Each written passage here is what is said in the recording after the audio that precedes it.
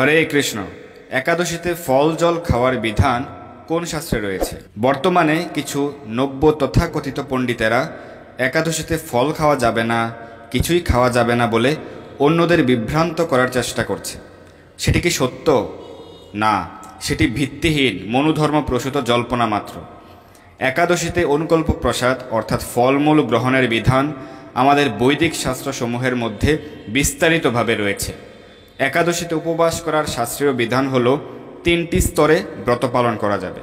প্রথম স্তর, যাদের সারা দিন রাত ধরে নির্জল উপবাস করার মতো শারীরিক সামর্থ্য রয়েছে তারা নির্জল উপবাস পালন করবেন। কিন্তু কলিহত জীব আমরা, আমাদের সকলের পক্ষে নির্জল উপবাস পালন করা সম্ভব হয় না। তাই ভগবান কৃপাবশত আমাদের জন্য একাদশীর দিনে অনুকল্প প্রসাদ গ্রহণের বিধান দিয়েছেন বৈদিক শাস্ত্রসমূহে। দ্বিতীয় স্তরের একাদশী ব্রত পালনের বিধান হচ্ছে যারা নির্জল উপবাস পালন করতে অসমর্থ, শাস্ত্রে তাদের জল পান করে ব্রত করার বিধান দেয়া হয়েছে। একে বলা হয় সজলা ব্রত। তৃতীয় স্তরের ব্রত পালনকারীদের জন্য বিধান হচ্ছে যারা সজলা ব্রত করতেও অসমর্থ, তাদের জন্য ভগবান বিধান দিয়েছেন কেউ চাইলে ভগবানকে ফলমূল কন্দ সরাসরি কিংবা রান্না করে ভগবানকে নিবেদন করে সেই অনুকল্প প্রসাদ গ্রহণ করতে পারেন। একে বলা হয় সফলাব্রত। এতেও ব্রতের ফল লাভ হবে। তবে কোনো মতেই পঞ্চ রবিশস্য ভোজন করা যাবে না একাদশী ব্রত দিনে। একাদশীতে সকল প্রকার পঞ্চ রবিশস্য ভোজন সম্পূর্ণরূপে নিষিদ্ধ। এবার আসুন বৈদিক শাস্ত্রসমূহ হতে আমরা দেখে নেই উক্ত বিধির স্বপক্ষে শাস্ত্র প্রমাণসমূহ। যজুর্বেদে সজলা ব্রতের বিধান দেওয়া হয়েছে। কৃষ্ণ যজুর্বেদে উল্লেখ রয়েছে ইয়দ অনাশ্বান উপবাসেত ক্ষুদকঃ স্যাদ্বা অশ্বিয়াদ্রাদ্রু অস্য পোষণ বিমন্যেত অপুহস্মাতি তন্নিবাসিতম নিবানশীতম ন ক্ষুদুকো ভবাতি ন অস্র রৌদ্রঃ পশুনভিমন্যতে। উপবাসে ক্ষুধা বৃদ্ধি পায় এবং ক্ষুধা অগ্নি জীবের ক্ষতি সাধন করে। যদি ক্ষুধা অসহনীয় হয় তবে জলপান করবে। জলপানে ভোজন হয়, আবার হয় না। সজলা ও সফলা একাদশী ব্রতের বিধান সম্পর্কে এখন আমরা শাস্ত্র রেফারেন্স দেখব। শ্রী ব্রহ্মবৈবর্ত মহাপুরাণে দেবর্ষি নারদ উল্লেখ করেছেন ন ভুক্তব্যম ন ভুক্তব্যম ন ভুক্তব্যম চ নারদ গৃহীবীর ব্রাহ্মণৈর অন্যম সম্প্রাপ্তে হরিবাসরে গৃহী শৈবশ্চ শাক্তশ্চ ব্রাহ্মণো জ্ঞান দুর্বলঃ প্রয়াতি কালসূত্রঞ্চ ভুক্ত্বা চ হরিবাসরে কৃমিভিঃ শালমানশ্চ ভুক্ষিতস্তত্র তিষ্ঠতি বিন্মূত্র ভোজনং কৃত্বা यावत् इन्द्राश्चतुर्दश जन्माष्टमी दिने चैव श्रीरामनवमी दिने शिवरात्रौ च यो भुङ्क्ते सुओपि द्विगुणपातक्य उपवाससमर्थश्च फलमूलजलं पिबेत् नष्टे शरीरे स भवेद अन्यथा च आत्मघातकः। श्री ब्रह्मबैवर्त पुराणের ব্রহ্মখণ্ডে উল্লেখ রয়েছে গৃহী, ব্রাহ্মণ, শৈব, শাক্ত অথবা বৈষ্ণব যাহা কেউই হউন না একাদশীতে অন্ন আহার করিলে কালসূত্র নরকে গমন করেন এবং সেই স্থানে শাল বৃক্ষ প্রমাণ কৃমিগণ কর্তৃক ভক্ষিত ও বিষ্ঠামূত্র ভুজি হইয়া চতুর্দশ ইন্দ্র পর্যন্ত যন্ত্রণা ভোগ করেন। একাদশী ছাড়াও জন্মাষ্টমী, শ্রীরামনবমী ও শিবরাত্রি দিবসে যিনি ভোজন করেন তিনি ইহা অপেক্ষা দ্বিগুণোত্তর পাতকী হন। কিন্তু উপবাস জন্য শরীর নষ্ট হইলে আত্মহত্যার পাপ হয়। তাই নির্জল উপবাসে অসমর্থ হইলে ফলমূল ভোজন ও জলপান করিবেন, তাহাতে উপবাসের ফল লাভ করিবেন। গর্গ সংহিতাতে গর্গমুনি উল্লেখ করেছেন অন্নান সর্বান বর্জয়িত্বা গোধূম অদ্যাম নৃপেশ্বর একাদশ্যাম প্রকুর্বিত ফলাহার মুদা নরঃ। হে নৃপবর, গোধূমাদি সর্ববিধ অন্ন অর্থাৎ গম, আটা, ময়দা সহ সকল প্রকার অন্ন বর্জন করিয়া মানব একাদশীতে সানন্দে অন্তত ফল আহার করিবে। মহাভারতে বিদুর ধৃতরাষ্ট্রকে বলেছেন অষ্টৈতন্য ব্রত জ্ঞানী আপো মূলম ফলম পয়ঃ হরির ব্রাহ্মণ কাম্যা চ গুরুর বচনম ঔষধম। তো মহাভারতের উদ্যোগ পর্বেতে উল্লেখ রয়েছে ফল, মূল, ক্ষীর, ঘৃত, হরি ব্রাহ্মণ সেবা কামনা, সদ্গুরুদেবের বচন ও ঔষধ, এই 8টি ব্রত নাশক নহে। এছাড়াও পদ্মপুরাণেও মাতা একাদশী শ্রীহরির নিকট প্রার্থনা করেছেন কেউ যদি অনুকল্প প্রসাদ পেয়েও একাদশীর উপবাস করে তবে শ্রীহরি যেন তাকে বিত্ত, ধর্ম ও মোক্ষ দান করেন। সেটি পদ্মপুরাণের উত্তরখণ্ডে উল্লেখ রয়েছে। মামোপশ্যন্তি ইয়ে ভক্তিয়া তব ভক্তিয়া জনার্দন সর্বসিদ্ধির ভবেত্তেষাম ইয়দি তুষ্ট অসীমে প্রভু উপবাসঞ্চ নক্তঞ্চ এক ভক্তম করোতি চ তন্যবিত্বাঞ্চ ধর্মঞ্চ মোক্ষম বৈদেহী মাধব। দেবী একাদশী শ্রীহরিকে বললেন, হে জনার্দন, আপনি যদি আমার প্রতি তুষ্ট হইয়া থাকেন, তবে আপনার প্রতি ভক্তি করিয়া যাহারা আমার এই একাদশীর দিনে উপবাস করিবে তাহাদের যেন সর্বসিদ্ধি হয়।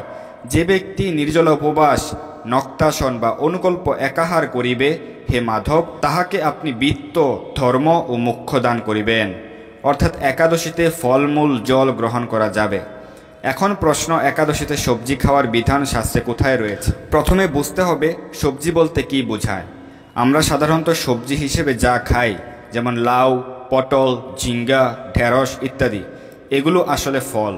পুষ্প নিষেকের মাধ্যমে উদ্ভিদের ফল হয়। যে সকল ফলের সেলুলোজ আমরা সরাসরি হজম করতে পারি না, তাদেরকে আমরা রান্না করে খাই। তাই এ জাতীয় ফলকে আমরা সবজি হিসেবে চিনি। এছাড়া বিভিন্ন রকম কন্দ, যেমন বাদাম, আলু, মিষ্টি আলু, গাজর, মূলা, কচু ইত্যাদি আমরা রান্না করে খাই, তাই এদেরও সবজি বলা হয়। অর্থাৎ উদ্ভিদের ফুল, ফল, পত্র, কন্দ যা আমরা রান্না করে খাই তা সবজি হিসেবে পরিচিত। শাস্ত্রে আমাদের পঞ্চ রবিশস্য ব্যতীত ফলমূল, কন্দ সবই একাদশীর দিন গ্রহণের অনুমোদন দিয়েছে। চলুন তা দেখে নেওয়া যাক। গর্গ সংহিতার 61 নম্বর অধ্যায়ে উল্লেখ রয়েছে, অন্নান সর্বান বর্জয়িত্বা গৌধুম অদ্যাম নৃপেশ্বরা একাদশ্যাম প্রকুর্বিত ফলাহার মুদানরহ অন্নম ভুঞ্জতি ইউরাজন একাদশ্যাম নরাধমঃ ইহ লোকে স চণ্ডালো মৃতঃ প্রাপ্নোতি দুর্গতিম দধি দুগ্ধম তথা মিষ্টম কুটম কর্কটিকম তথা বাস্তুকম পদ্মমূলম চ রসালম জানকী ফলম গঙ্গা ফলম পত্রনিম্বুম দারিম্বম চ বিশেষতঃ শৃঙ্গাটকম নাগরঙ্গম সৈন্ধবম কদলীফলম আম্রাতকম চার্দ্রকম চ তুলম চ বদরীফলম জম্বুফলম আমলকম পটুলম ত্রিকুশ তথা রতালুম শর্করা কন্দম ইক্ষুদণ্ডঃ তথৈব চ দ্রাক্ষাদীনি হি চ অন্নানি পবিত্রং চ ফলম তথা একবারং চ রাজেন্দ্র ভুক্তব্যম হরিবাসরে তৃতীয় প্রহরে অতীতে প্রস্থশস্য চ পলস্য চ। হে নৃপবর, গুধুম আদি অর্থাৎ গম, আটা, ময়দা ইত্যাদি সর্ববিধ অন্ন বর্জন করিয়া মানব একাদশীতে সানন্দে অন্তত ফল আহার করিবে।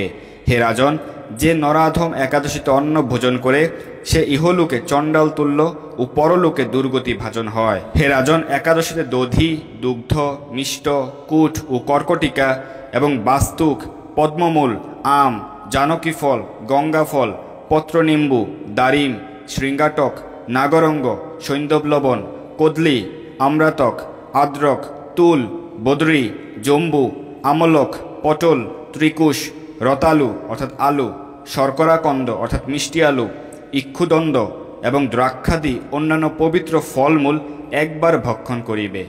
আবার বেলা তৃতীয় প্রহর অতীত হইলে প্রস্থ বা পল আদি পরিমিত দ্রব্যের দ্বিজকে দিয়া অর্ধ নিজে ভোজন করিতে পারিবে।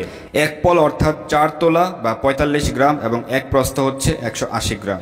এখন অনেকের প্রশ্ন, একাদশীতে রবিশস্য বর্জন করার কথা কোন শাস্ত্রে রয়েছে? শুধু একাদশী নয়, সমস্ত প্রকার উপবাসে রবিশস্য সম্পূর্ণভাবে নিষিদ্ধ। একাদশীতে 5 ধরনের শস্য জাতীয় গ্রহণ নিষিদ্ধ। শস্য কাকে বলে? বৈদিক শাস্ত্রে শস্য হলো যাদের ফল, ফলের শাসালু অংশ অর্থাৎ এন্ডোকার্প ও বীজকে আলাদা করা যায় না, যেমন সমস্ত ধরনের চাল, ডাল, ভুট্টা, গম, সরিষা এগুলি হলো শস্য। তো শস্য বর্জন বিষয়ে গর্গ সংহিতায় উল্লেখ রয়েছে, অন্নান সর্বান বর্জয়িত্বা গৌধুম অদ্যাম নৃপেশ্বরা একাদশ্যাম প্রকুর্বিত ফলাহার মুদানরহ। হে নৃপবর, গোধূম আদি অর্থাৎ গম, আটা, ময়দা এবং অনুরূপ সর্ববিধ অন্ন অর্থাৎ পঞ্চ রবিশস্য বর্জন করিয়া মানব একাদশীতে সানন্দে অন্তত ফল আহার করিবে। এখন অনেকের প্রশ্ন, ব্রত পালন করে কি ওষুধ খাওয়া যায়? মহাভারতের উদ্যোগ পর্বে স্পষ্টভাবে বলা হয়েছে, ঔষধ গ্রহণে উপবাস ভঙ্গ হয় না। অষ্টৈতন্য ব্রত জ্ঞানী আপো মূলম ফলম পয়ঃ হরির ব্রাহ্মণ কাম্য চ গুরুর বচনম ঔষধম। ফল, মূল, ক্ষীর, ঘৃত, হরিব্রাহ্মণ সেবা কামনা, সদ্গুরুদেবের বচন ও ঔষধ, এই 8টি ব্রতনাশক নহে। উপরোক্ত আলোচনা হতে আমরা জানলাম, একাদশীতে নির্জলা উপবাস রাখতে অসমর্থবান ব্যক্তি চাইলে অনুকল্প প্রসাদ, ফলমূল, জল, দুধ, বাদাম, আলু সেদ্ধ, মিষ্টি আলু সেদ্ধ, বাদাম সেদ্ধ, কাজু বাদাম, কাঠবাদাম, আলু কুমড়া সবজি, আলুর পায়েস প্রভৃতি গ্রহণ করতে পারেন। প্রভৃতি গ্রহণ করে প্রতিটি একাদশী ব্রত পালন করতে পারেন। একাদশীর দিন আপনার সামর্থ্য অনুসারে ব্রত করে বেশি বেশি কৃষ্ণ ভাবনাময় থাকার মাধ্যমে আমরা নিজেদের জীবনকে ধন্য করতে পারি। একাদশীর উপবাস, উপবাস শব্দের অর্থ হচ্ছে ভগবানের নিকটে বাস। তো ভগবানের নিকটে বাস মানে কি? এই একাদশীর দিনে 24 ঘন্টায় আপনি কৃষ্ণ ভাবনাময় থাকবেন, বেশি বেশি হরিনাম জপ করবেন, শাস্ত্র অধ্যয়ন করবেন, ভগবানের সেবা করবেন, তুলসীতে জল দান করবেন, ভগবানের চরণে তুলসীপত্র অর্পণ করবেন, ভগবানের লীলা মহিমা পাঠ করবেন। এভাবে সম্পূর্ণ দিনটি আপনি কৃষ্ণ ভাবনাময় থাকবেন। বেশি বেশি কৃষ্ণ ভাবনাময় থাকার মাধ্যমে আমরা নিজেদের জীবনকে ধন্য করতে পারি। বেদে তাই বলা হয়েছে, যিনি ভগবানের প্রীতি বিধানার্থে উপবাস ব্রত করেন তিনিই নিশ্চয় জ্ঞানী। মনে রাখবেন, আসরিক ভাবাপন্ন ব্যক্তিরা আপনাকে কৃষ্ণ ভক্তি পালনে বাধা দিবে, নানা মন গড়া মন্তব্য করবে, যদিও বাস্তবিক পক্ষে তারা নিজেরাও অসদাচারী, অশাস্ত্রীয়, নিজেদের জীবনে কিছুই পালন করে না। তাদের কথা শুনলে আপনাকেও পস্তাতে হবে। তাই যার তার কাছ থেকে নয়, সদাচারী শুদ্ধ বৈষ্ণবদের শ্রীমুখ থেকে কৃষ্ণ কথা, বৈদিক শাস্ত্রের জ্ঞান শ্রবণ করবেন। তাই গৌর পার্ষদ শ্রীল সনাতন গোস্বামীর শিক্ষা হচ্ছে, আপনে আচরে কেহ না করে প্রচার, প্রচার করেন কেহ না করে আচার, আচার প্রচার নামের করহ 2 কার্য, তুমি সর্বগুরু তুমি জগতের আর্য। কে প্রকৃত আর্য? যে বৈদিক শাস্ত্রের নির্দেশ যথাযথভাবে নিজে আচরণ করেন, এরপর প্রচার করেন, তিনিই প্রকৃত আর্য। অতএব বুদ্ধিমান ব্যক্তি কলির চেলার পাল্লায় পড়ে নরকের পথে না এগিয়ে শুদ্ধ বৈষ্ণবদের নির্দেশ পালন করবেন। ধন্যবাদ সবাইকে। হরে কৃষ্ণ।